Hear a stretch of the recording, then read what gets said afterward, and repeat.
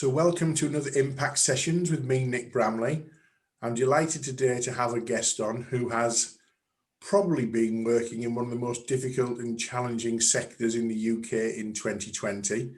We're going to be meeting Paula Kaye. She's a hospitality and food consultant and founder of Boost Consultancy.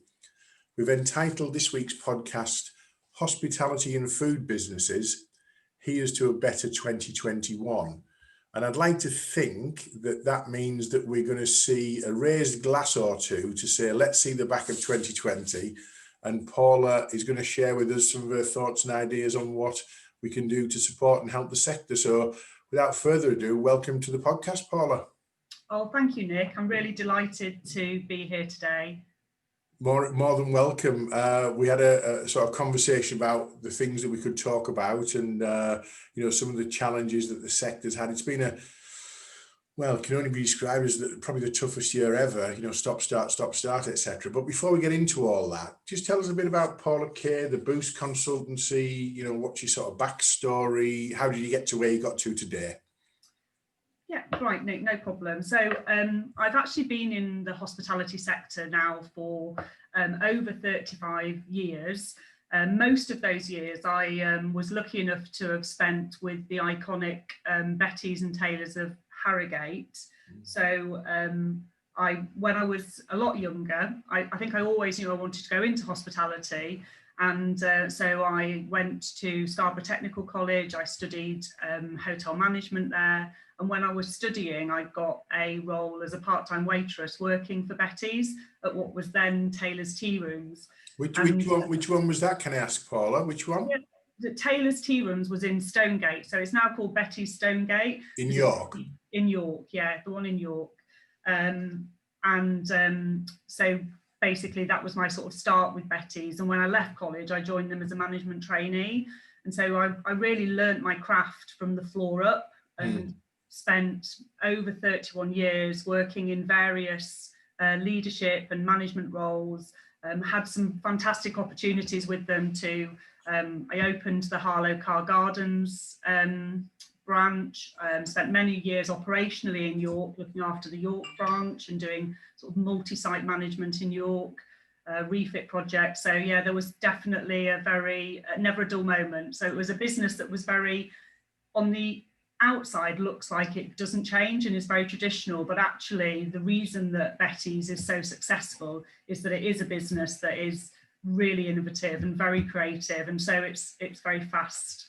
Well, for those who don't know, and that would be anyone who's probably not in our UK listenership or audience, Betty's and Taylors and Betty's of York are a high quality, high class tea rooms and catering business.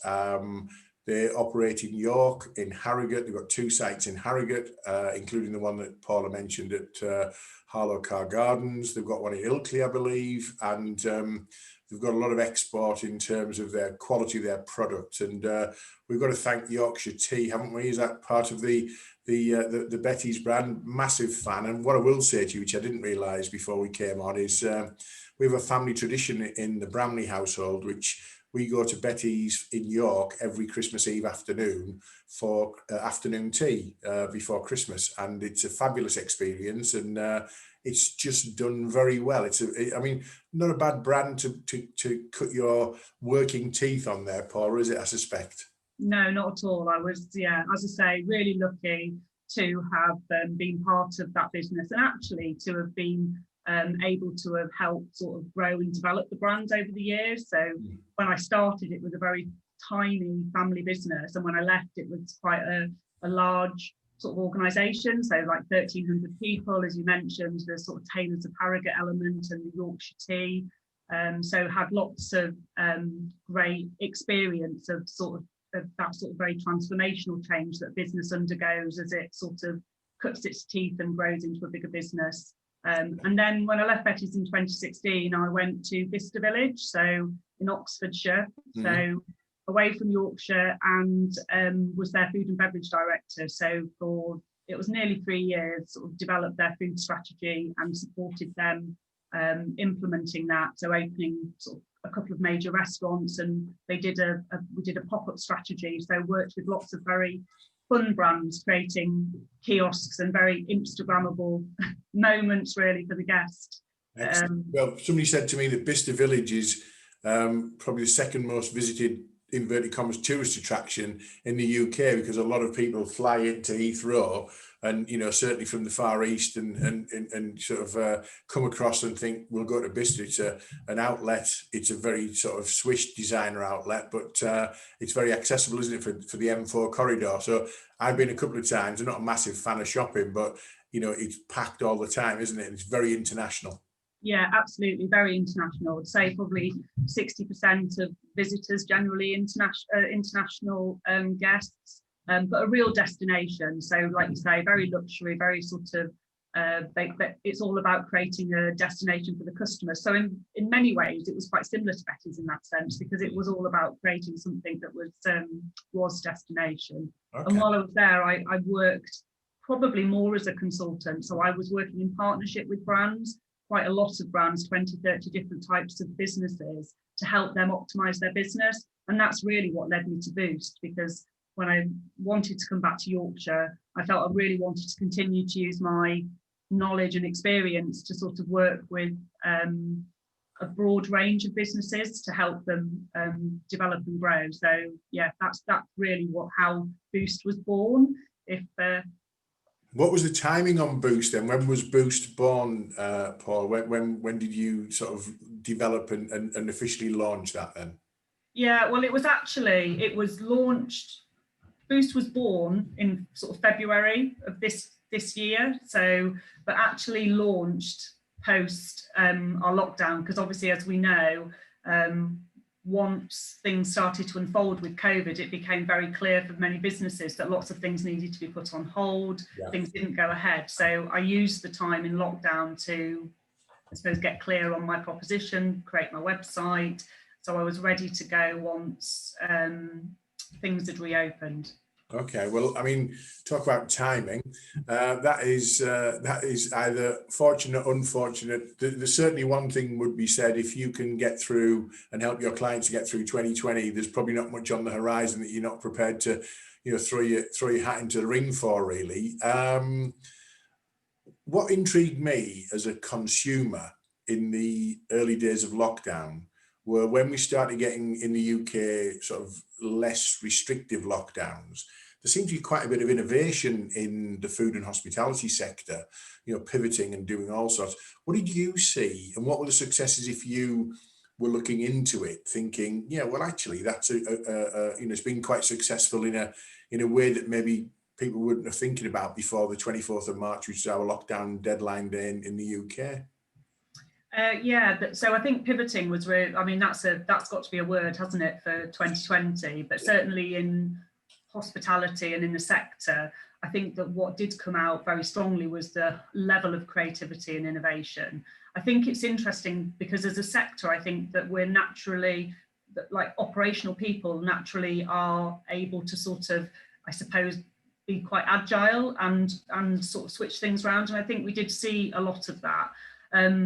The main thing I think were businesses that I sort of saw do things. I mean, Leon was the first, which I thought they did a really great job. I mean, they were the ones that launched the Feed the NHS, so did so much work in terms of helping the frontline workers, but also they switched to grocery, which was really interesting. They did takeaway, but they also started doing essential grocery, and they developed a sort of click and collect, like an e-commerce site, I think within weeks, which was, you know, normally businesses take up to 2 years to do that. So that was really, really impressive.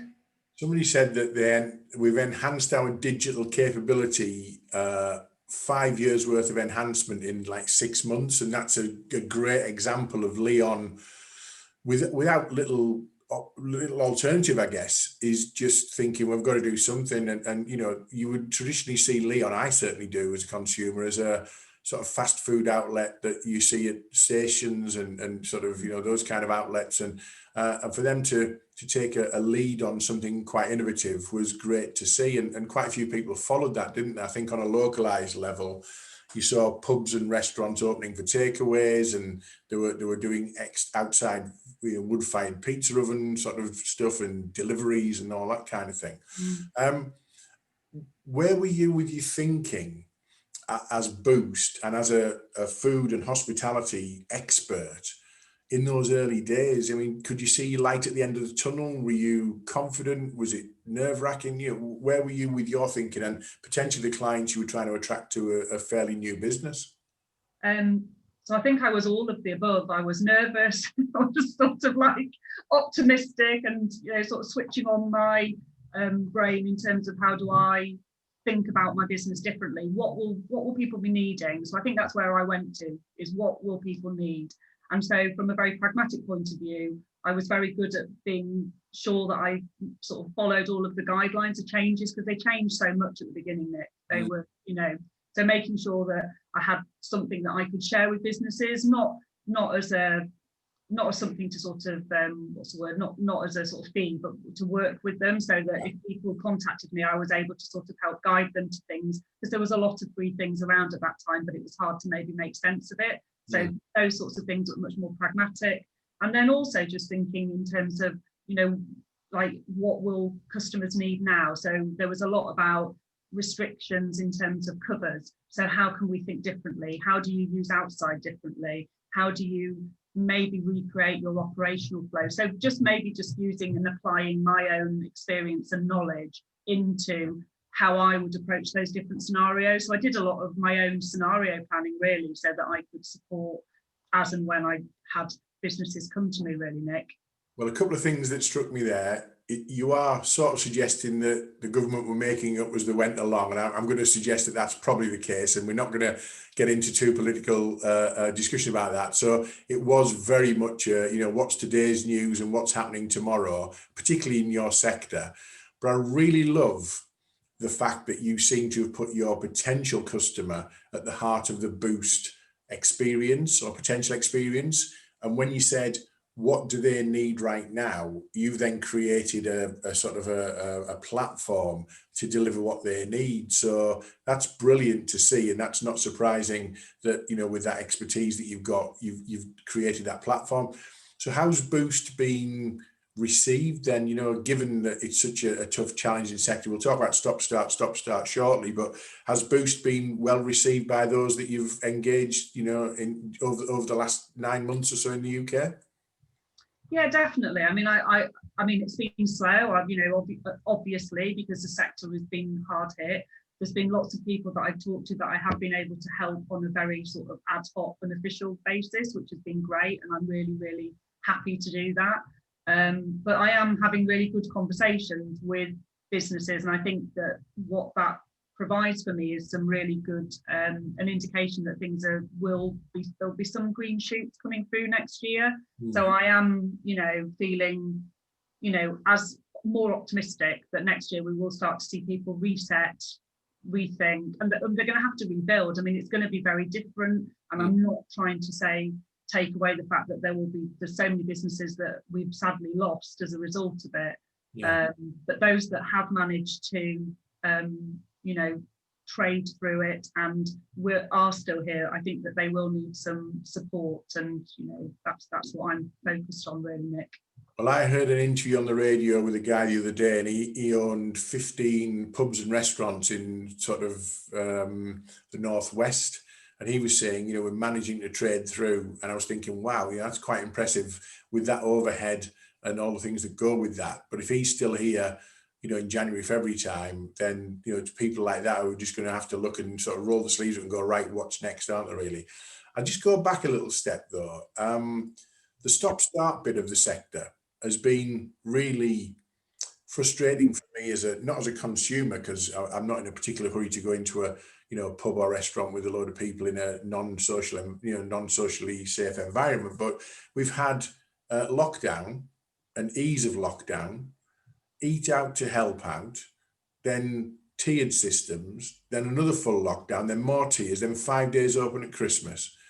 How the hell has the sector coped with that? What's been the challenge, if not just keeping on top of all the what am I allowed to do kind of scenario?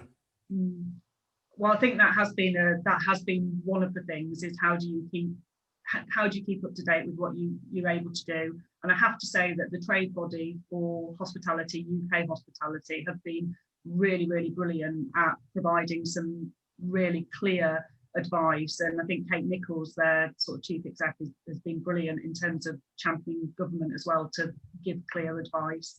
And I think the stop-start thing, I just think is so negative. I think there's an underappreciation for how difficult it is to stop a business and how costly it is to stop a business. You don't just stop a business, there is a process. And I think having to do that once is difficult enough. But I think then when people are having to do it for a second and a third time, as well as also the money that they've invested starting again, Nick, because, when they reopened, I think one thing that, I from my experience of going into restaurants, people invested a lot of money to make sure that they put the customers at the heart of their experience, and that they did create something safe, and that, safety was obviously number one. But they had to invest in, screens and different sorts of like sanitizing stations and different elements to enable them to do that. So I think it's been quite exhausting for people and costly. I would also say, as a casual observer of the sector, it's not a sector I work in particularly, there doesn't seem to be any sense to it that you can go into somewhere and sit down and have a meal, but you can't go in and have a drink. If you're sitting at a table having a drink, surely there's no difference between sitting at the same table. And let's go with the old Scotch egg scenario that, that apparently sales of Scotch eggs have sort of shot through the roof, haven't they, this last couple of months, when that's become the substantial meal. But I personally don't get it, that if I went to a pub, I totally get they don't want you congregating at the bar, I totally get they don't want you jostling shoulders with people. But if you're going to sit down at a socially distanced table in your own bubble of your family and whatever, and whether you're eating or not, COVID doesn't care whether you're having a Scotch egg or a pasty or a 3-course meal and a drink. Just it's not discriminatory, is it? Has that frustrated the sector? The people you talk to must think it's madness, isn't it? Yeah, absolutely. I think that's so frustrating for so many people in the sector, and everybody that I have spoken to, I think, feels that they're being very unfairly treated, because I think when non-essential retail is still being allowed to open, and yet, when you go into a restaurant, you're sat at a table, socially distanced, all of the other measures have been put in place to make sure that there is that COVID confidence for the customer to be able to have a nice experience. It really doesn't make any sense. It feels like hospitality somehow are being used as an example where there's no real hard data to back up the fact that actually hospitality is any more responsible for rises in the case of COVID.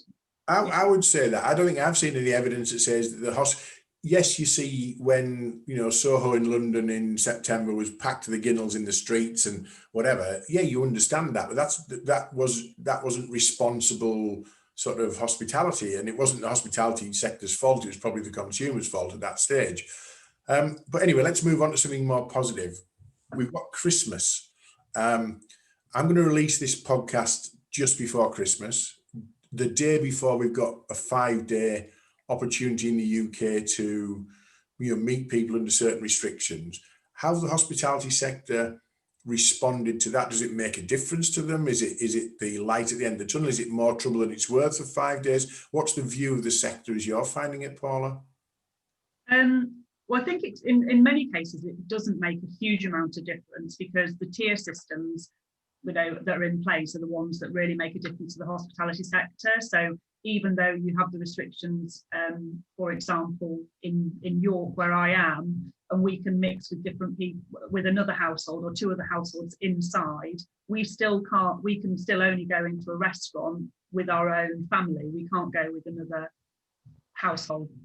So I do think it doesn't make that much of a difference. It's the tier system really that makes the difference for the hospitality sector. I think everybody though, they're just such a resilient bunch of people, really, in terms of the guys that have, you know, that work in the sector, that have the independent owners of these businesses, and they do everything they can, I think, to make the most of you know, what hopefully will be a busy-ish time for them.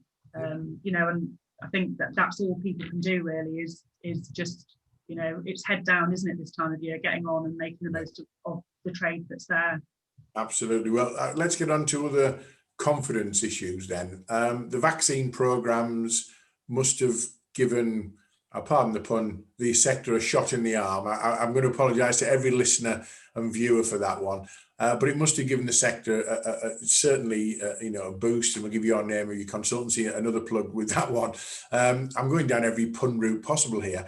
Has the vaccine program itself done anything to improve confidence of the sector, or is it just, you know, too little too late at the moment, because they won't see any benefit for it for a few months? What's the view on the vaccine program as you see it, Paula? Yeah, I think there is definitely, it's very optimistic. I think there was all, you know, everyone was very optimistic when they heard that the vaccine was here and it was being rolled out. But I think as well there's a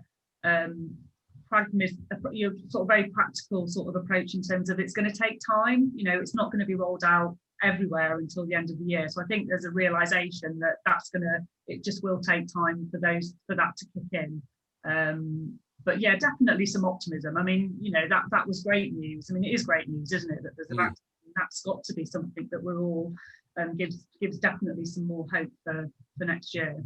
Well, unless of course you're a vaccine denier, or, you know, somebody who is what do they call them, where they're anyway, I know I'm looking at in terms of where people are sort of people who walked on the moon or didn't go to the moon.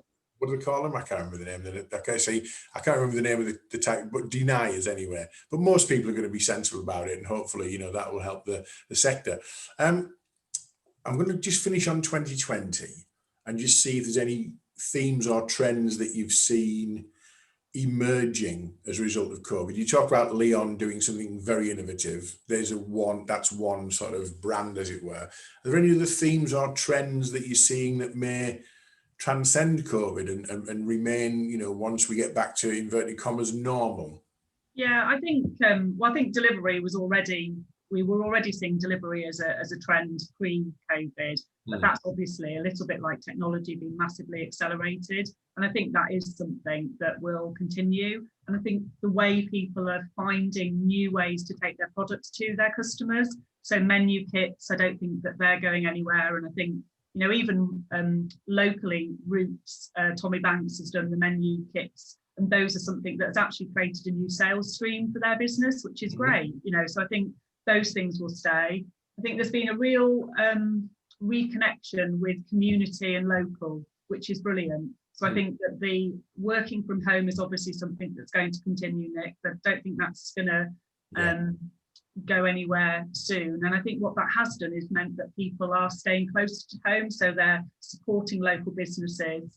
I had the privilege of talking to quite a few local bakery owners you know, just after the last lockdown, and they obviously were able to stay open, and the ability for them to be able to provide an alternative choice to supermarkets, but also to just, I suppose, just reopen people's eyes to what's on your doorsteps. I think, you know, which is, I think, has been a really positive part of it.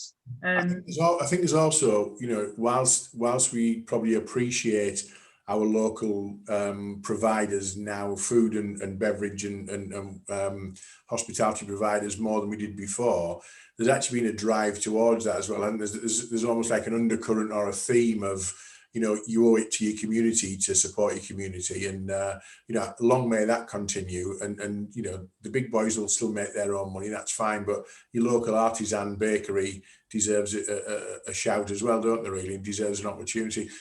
Conspiracy theorists was the phrase I was looking for earlier. It's just come to me in a flash.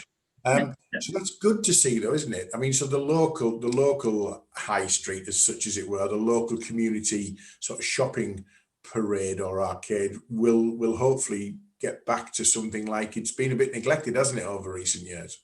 Yeah, no, definitely. And I also think local producers, I think I was really heartened to see a lot of producers actually going direct to consumer, and people then getting more connected to the local producers around their areas. So I think that's again something that will sustain past COVID, and yeah, I think that's a real positive part of it. There's a lot said about provenance of ingredients and food, and I think, you know, working in Yorkshire as we do, there is a whole industry around Yorkshire food production, isn't there? And you know, when we're allowed to have them, the Yorkshire food markets and the big Yorkshire farmers markets show the diversity of produce available to us, and you know, on our doorstep. And I think that will give people a confidence to say, you know what, why don't we support each other? So fingers crossed that's going to help 2021. We just got to keep going, you know, through the end of this little bit of the year, really.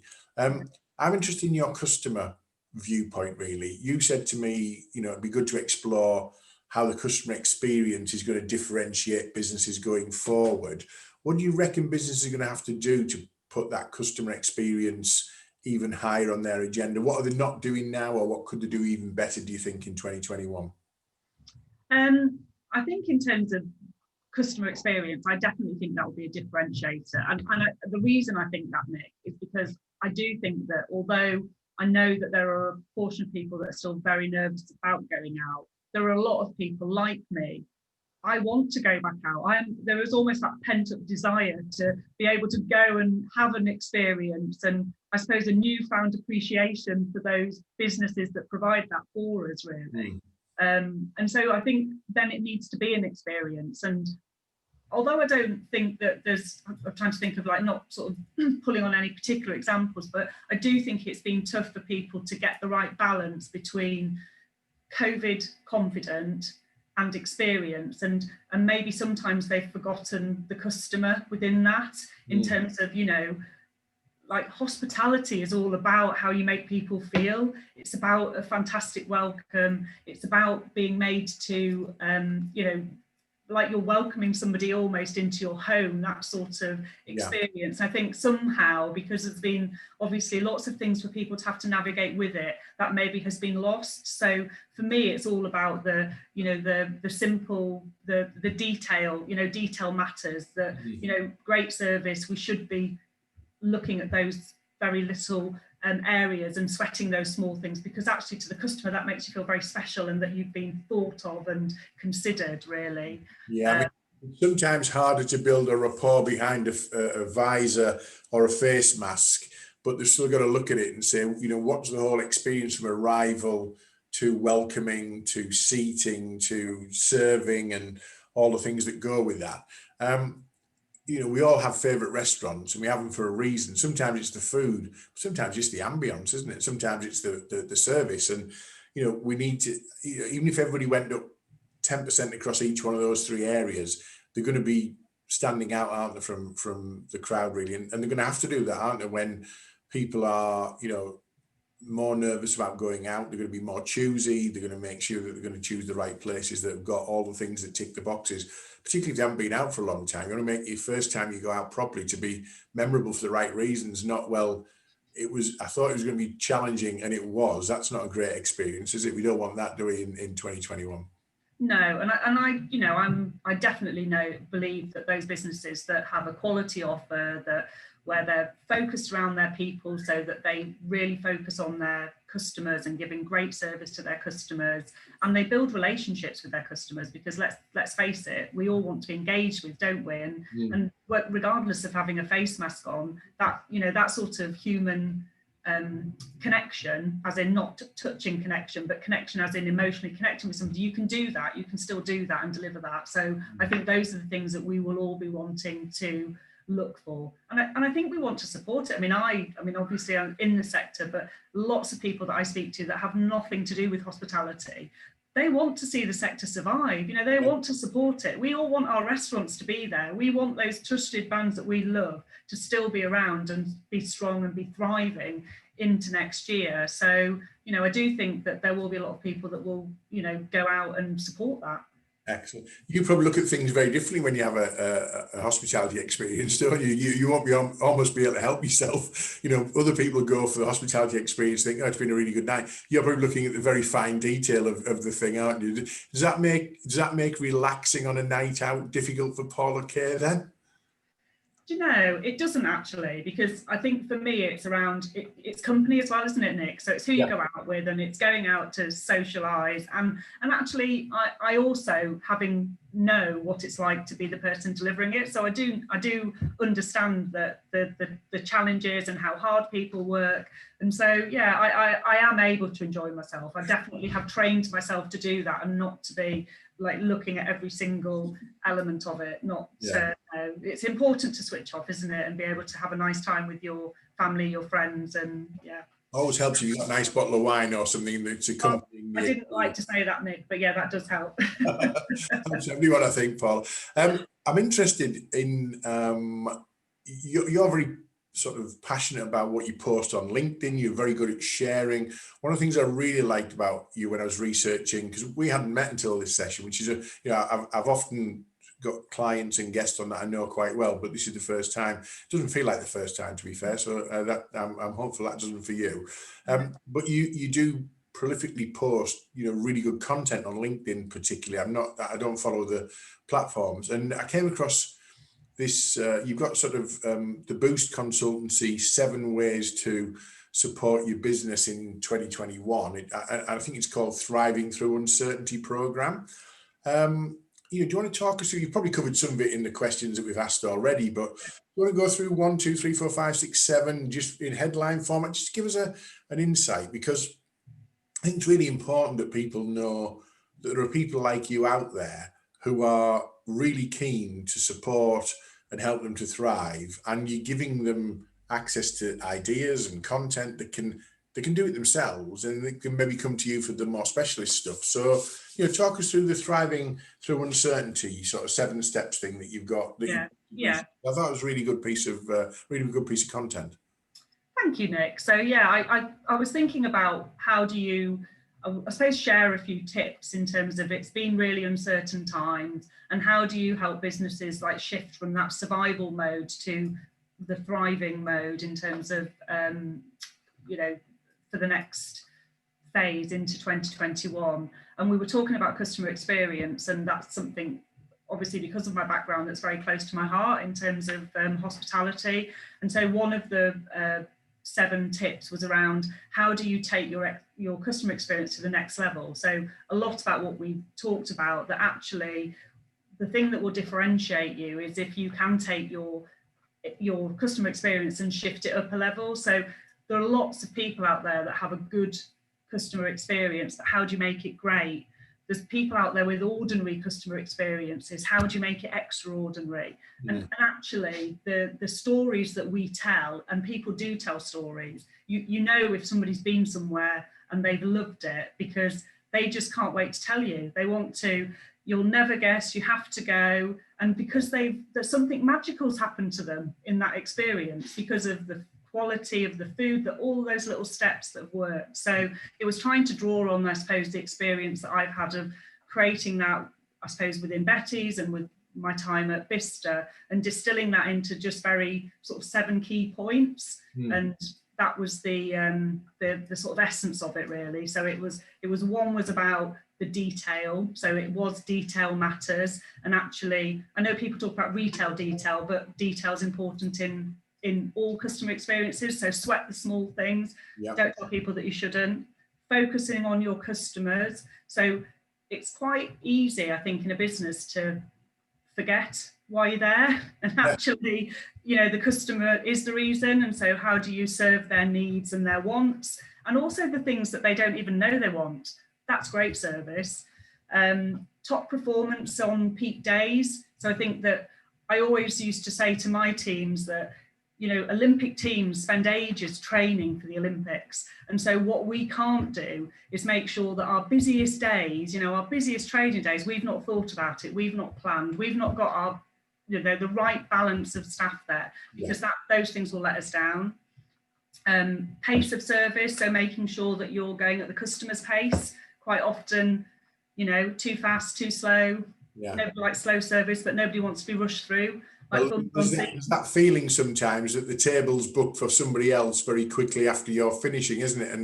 And that can really put an edge on you when you're just ordering your dessert and your coffee or whatever. And you know, it's one of those, isn't it, where you're sort of thinking the pace has to be right, and if you feel like you're rushed, that could take completely the edge off the experience. Everything else could have been perfect, but you sort of almost been edged out the door because there's somebody hovering in the sort of bar space area. So yeah, that's a really valid point. I really, yeah, it can sometimes be worse, Nick, I think, if you're rushed than it is if you're waiting, to be fair, sometimes anyway. And quality, I think quality control, we've spoken about quality being the key to, I suppose, the differentiator for the businesses with a quality offer, with quality service. But I think it's like, how do you culturally instill that? And great businesses do that. Everybody looks at quality. You know, they don't need, it's not the manager, it's the person that's taking the food out, doesn't take it out if it's not the right quality. Every single person at every single point of the chain is looking at it. Continuous improvement. So, you know, that again, businesses that have that mindset where they're almost relentless in their pursuit of how do we do it better? You know, how do we make this better than we had it before? How do we do something different today than we did yesterday to improve it? And then the learning your craft. I mean, operations and customer service and operational excellence is all about repetition, relentlessly doing the same thing over again and getting better and better and better at it. And again, you know, it's how you, I suppose, work with your teams, and you see that as it is learning your craft. It's getting better and better at what you do. And I'm looking for a photograph on my phone. I apologize, I'm not being distracted about the experience that you mentioned there, because this time last year I was over in the Northwest just before Christmas, and I was doing some last minute shopping at Cheshire Oaks. And there was you know, it was after work, so it wasn't very busy. I decided to shop there rather than sit on the traffic on the sort of the East Lancs Road and come home later. And I just did the shopping at the Cheshire Oaks, and there's a food outlet there, and I can't find the picture and I can't find the name of the restaurant, so it's not really good to give them a shout out. But there was a Moroccan restaurant. It wasn't particularly busy. It was just interesting. The inside of the restaurant looked like the inside of Kath Kidson's head. It was just decorated beyond belief with abstract stuff and colour and all that kind of thing. It wasn't very busy either. And I went in, and everything from the welcome to the service to the quality of the food to the showing an interest but not too much of an interest in me as a single guest, sort of sitting on my own, you know, with a few bags, clearly just doing a bit of shopping. The food was outstanding. It was Moroccan. It was just a fabulous experience. And then I found it was part of a chain. There's one in Leeds, and I've been there since. And that's what you do, don't you? You know, the lady who served me, the young girl who served me, was probably a student, probably not, you know, part of the permanent team. It was an evening shift on a cold Tuesday night type thing, so she wouldn't have been maybe, you know, but she was fabulous, and the whole experience was fabulous, and it wasn't expensive, but it wasn't cheap either. I just thought that's what it's about, isn't it? And I felt like I had an experience, and I told loads of people, but unfortunately it's over a year ago, just about a year ago, and because I got a memory like as if I can't remember the name of the blooming place. But the Moroccan restaurant chain, if you look at any pictures on the internet, it looks like inside of Kath Kidson's yeah, it's not Comptoir, is it? Comptoir Lebanese.